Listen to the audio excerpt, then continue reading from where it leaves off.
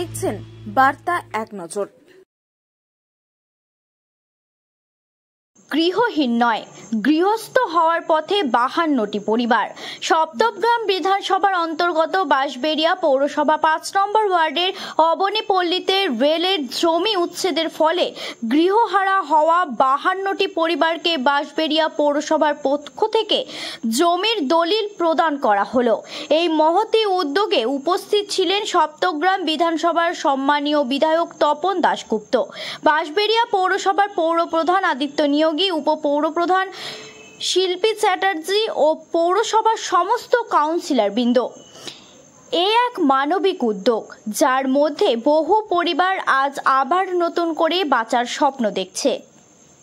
আমরা তাদের প্রত্যেকটি পরিবারকে, আমরা 52টা পরিবারকে আমরা বলেছিলাম জমি দেব, রাস্তাঘাট, লাইট থেকে শুরু করে টয়লেট সবটা আমরা করে দেবো। আজকে আমরা অফিসিয়ালি 52টা পরিবারকে আমরা দলিল দিলাম। হংসেশ্বরী গেস্ট হাউসের সমস্ত পরিবারের গার্জেনরা এসেছিল, দলিল নিয়ে গেছে এবং আমরা বাঁশবেড়িয়া 4 নম্বর ওয়ার্ডে আমরা এই জমিটা দিয়েছি, সেখানে তারা বাড়ি শিফট করছে।